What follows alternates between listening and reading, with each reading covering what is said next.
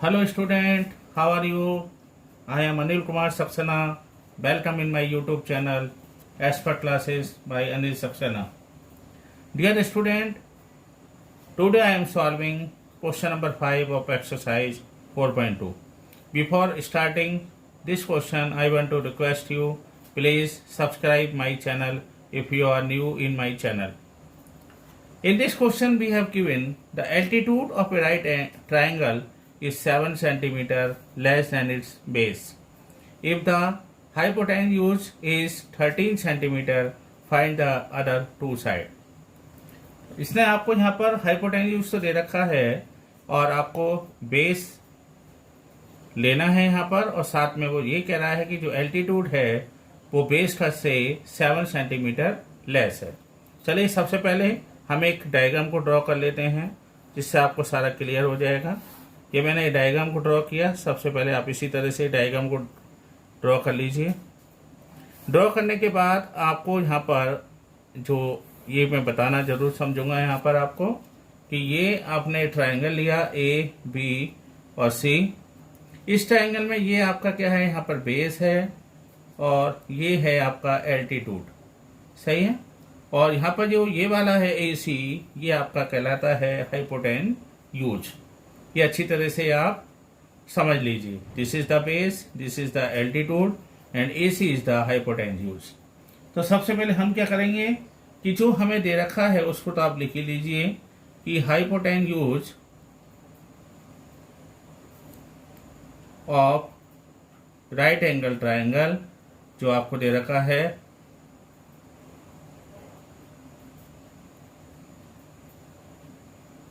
वो कितना दे रखा है, इज द 13 सेंटीमीटर। ये दे रखा है आपको। उसके बाद क्या दिया है हमने बेस को यहां पर मान लिया, let the base is equal to x, और एल्टीट्यूड कितना है 7 centimetre less than the base. तो इसका मतलब एल्टीट्यूड कितना हो गया, एल्टीट्यूड ऑफ ट्राइंगल, समझ में आ रहा है आपके, 7 सेंटीमीटर फ्रॉम द बेस। तो 7 centimetre from the base, base से 7 सेंटीमीटर कम। अब आपको मालूम ही है ये कि चूंकि ये ट्रायंगल है और हमें हाइपोटेन्यूज, बेस और एल्टीट्यूड दे रखा है, तो I will apply the Pythagoras theorems. तो वाई पाइथागोरस थ्योरम्स आप यहां पर अप्लाई कर दीजिए। Why Pythagoras theorem, Pythagoras theorem क्या होती है, हाइपोटेन्यूज जो आपको दे रखा है, हाइपोटेन्यूज क्या दे रखा है, A C square is equal to base square plus altitude का स्क्वायर। समझ में आया आपके? मैंने क्या बताया आपको, ए सी स्क्वायर यानी हाइपोटेन्यूज का स्क्वायर इज इक्वल टू होता है base square plus altitude square. अब ए सी कितना दे रखा है आपको, ऑलरेडी गिवन का कितना हुआ, 13 square is equal to s square plus x minus 7 का होल स्क्वायर। इसको ले लीजिए, 13 का स्क्वायर इज इक्वल टू हो गया 169 इज इक्वल टू एक्स का square is equal to s square plus x minus 7 का whole square is equal to हो गया एस स्क्वायर माइनस कितना हो गया यहाँ पर 14x, और ये हो गया प्लस का 7 का स्क्वायर इज इक्वल टू 49। आप यहाँ पर आइडेंटिटी को अप्लाई कर दीजिए, x माइनस वाई का whole square is equal to s square minus 2xy plus y square. ये आपकी आइडेंटिटी हो गई, वही मैंने यहाँ पर अप्लाई की है। इसमें मेरे इन माई ओपिनियन आपको कोई भी प्रॉब्लम नहीं होगी। अब देखिए इसमें क्या करा हमने, यहाँ पर इसको और सिंप्लीफाई कर लिया। 169 का whole square is equal to s square plus s square is equal to 2s square minus का 14x प्लस का 49। सिंप्लीफाई करने के लिए अब मैं 169 को इधर ले जाता हूँ, तो ये हो गया आपका 2x स्क्वायर माइनस का 14x प्लस का 49 माइनस का 169 इज इक्वल टू 0, और ये हो गया 2s स्क्वायर माइनस का 14x, और ये हो गया आपका 120, किसका होगा माइनस का 169 और प्लस का 49, तो ये हो जाएगा आपका माइनस 120 इज इक्वल टू 0। 2 से डिवाइड कर लीजिए आप इसको, तो एस स्क्वायर माइनस 2 7 जो 14x माइनस ये कितना हो गया 2 6 जो 12 तो 60 इज इक्वल टू 0। तो ये मैं इसको यहाँ सॉल्व कर रहा हूँ, जरा ध्यान से देखिए। तो हमारा and s square minus 7x minus 60 is equal to 0। अब मैं क्या करूँगा, जो मैं आपको बता चुका हूँ कि S square plus B S plus C के रूप में है, तो हम ए और सी का मल्टीप्लाई कर लेंगे। यहाँ पर ए कितना है 1 है और सी कितना माइनस 60 है, तो ये हो गया A into C is equal to हो गया 1 इंटू 60। और 60 के हमें ऐसे फैक्टर्स करने होंगे जिसका सम या फिर सबट्रैक्ट 7 आए।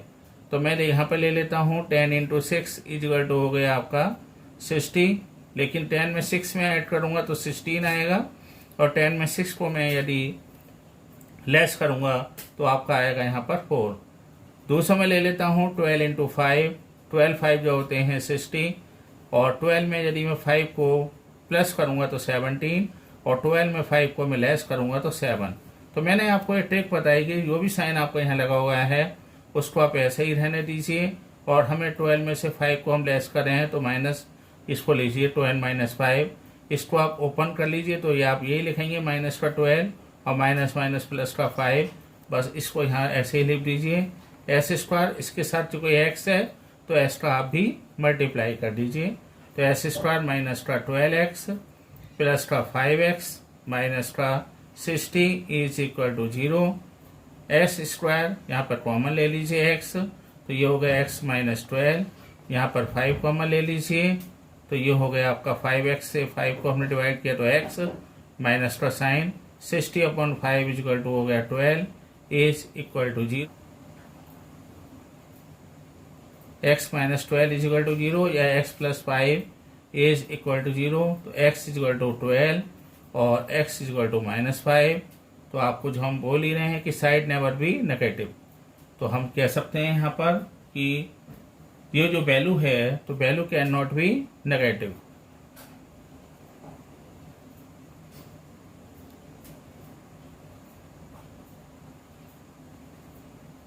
और जब वैल्यू नेगेटिव नहीं हो सकती तो x इज इक्वल टू कितना हो गया 12, तो मैं कह सकता हूँ यहाँ पर इसका मतलब बेस इज इक्वल टू कितना हो गया, इसको बेस को हमने क्या माना था x माना था, वो कितना हो गया हमारा 12। तो आप मुझे बता सकते हैं what is the altitude, altitude is equal to हमने क्या माना था x माइनस 7, तो ये कितना हो गया इसका मतलब 12, x के स्थान पर 12 माइनस 7 इज इक्वल टू 5, तो बेस इज इक्वल टू हो गया हमारा कितना 12। और दूसरा हमारे पास altitude of the triangle is equal to कितना हो गया, यही हमसे इसने पूछा है कि दो साइड जो और बची हैं वो कितनी कितनी होंगी, तो altitude of the triangle is equal to 5।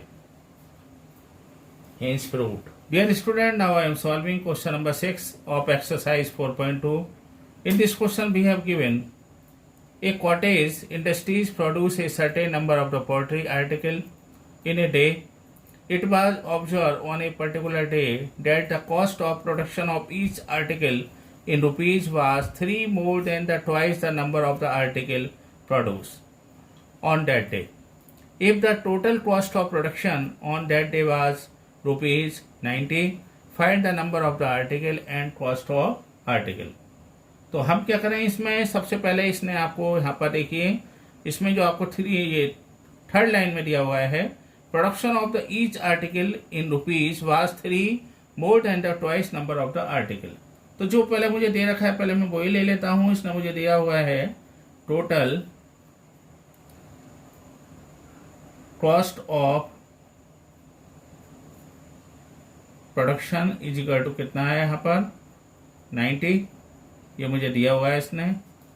दूसरा इसने दिया हुआ है यहाँ पर कि जो हमारे पास लेट द नंबर ऑफ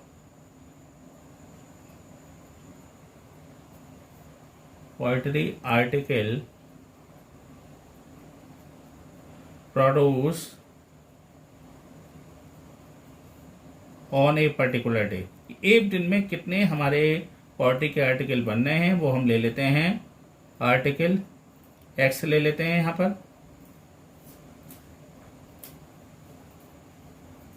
तो इसका मतलब हम ये कह सकते हैं कि कॉस्ट ऑफ द प्रोडक्शन उसने पहले ही आपको दे रखा है, cost of production is equal to कितना दे रखा है, देखिए यहाँ पर ध्यान से, cost of the production of the article in rupees was 3 more than the twice the number of the article. तो नंबर ऑफ द आर्टिकल मैंने कितना लिया, एक्स लिया है, उसका कितना है, वो ट्वाइस है। तो ट्वाइस का मतलब कितना हो गया, 2x। ओके, उससे कितना अधिक है वो आर्टिकल की से 3 अधिक है। यदि वो आपसे लेस कहेगा तो आप लेस कर दीजिए, लेकिन इसने आपसे कहा है कि वो मोर देन है, मोर देन का मतलब प्लस कर दीजिए। सही में है आपके? फिर मैं दोबारा से रिपीट कर रहा हूं, आपके पास उसने दिया है twice the number of the article produce. तो number of the article produce जितने भी हैं वो मैंने ले लिए। फिर उसके बाद मैंने कंडीशन लगा दी, production of each article in rupees was 3 more than the twice the number. Twice the number का मतलब हो गया 2x, और प्लस इसमें कितने ज्यादा हैं, वो 3 अधिक हैं, तो 2x प्लस 3। इसका मतलब हम क्या करेंगे कि अकॉर्डिंग टू क्वेश्चन हम ले लेंगे यहाँ पर कि total cost of the production उसने आपसे पूछा है, find the number of the article and the cost of the article. तो मैं इन दोनों का ले लूंगा यहाँ पर, according to cost of production, बल्कि इसको आप टोटल कॉस्ट लीजिए, ज्यादा अच्छा रहेगा। Total cost of the production is equal to number of article into क्या दे रखा है इसने हमें, कॉस्ट ऑफ द प्रोडक्शन। सही है, number of the article and cost of production.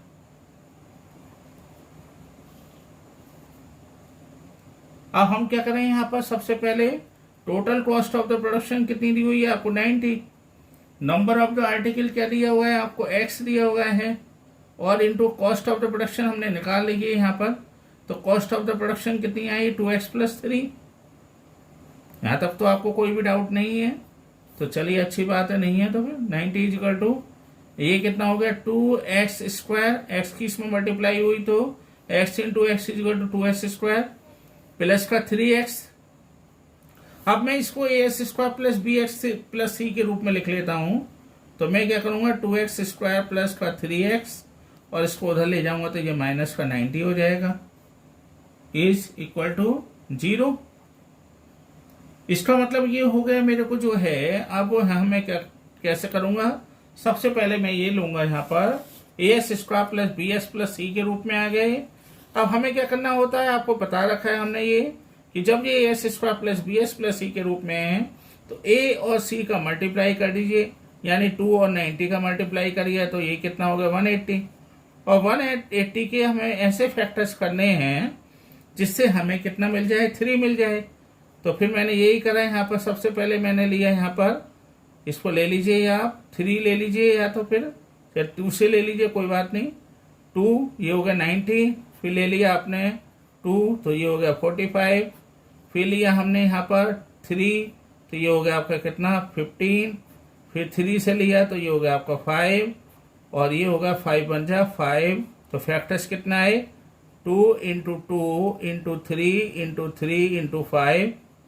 तो ये कितना हो गया हमें, यदि हम ध्यान से देखें तो ये हो गया 2 2 जा 4, 3 जा 12, और ये कितना हो गया 3 5 जा 15, और 15 में यदि मैं आपका जो है 12 को ऐड करूंगा तो मेरा आएगा 27, जो मुझे चाहिए नहीं, मुझे 3 चाहिए। तो मैं क्या करूंगा यहाँ पर 15 में से जब मैं 12 को लेस करूं तो डेफिनेट है मुझे आएगा कितना, यहाँ पर 3 मिल जाएगा, और मैं उसी को ही लूंगा यहाँ पर।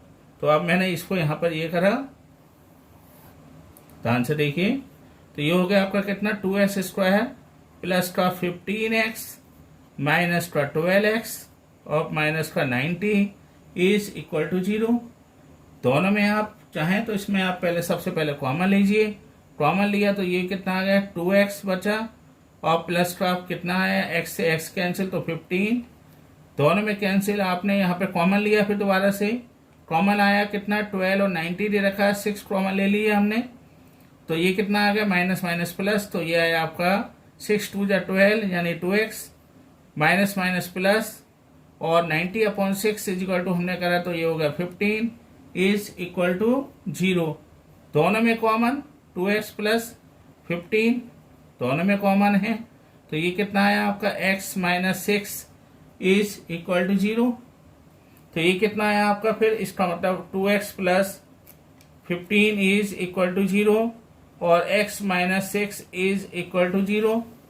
ये आ गया। इसका मतलब क्या है, यहाँ पर 2x is equal to minus का 15 और x इज इक्वल टू 6, ये आ गई वैल्यू। अब आपको पता है आर्टिकल कोई नेगेटिव में तो हो नहीं सकते, तो article can not be negative. आप कोई भी चीज बना रहे हैं तो वो नेगेटिव में तो होगी नहीं, तो article can not be negative.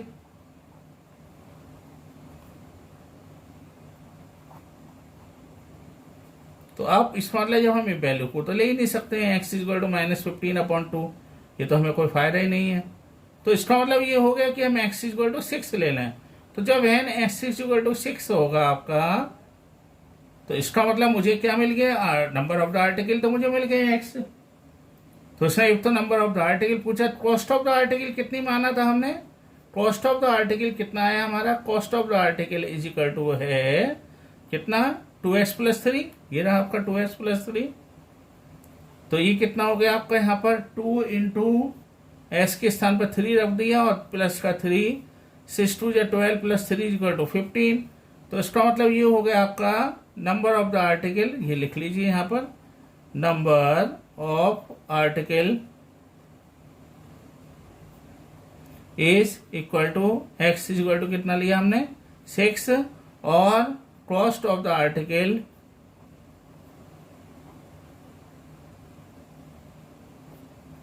Is equal to 15।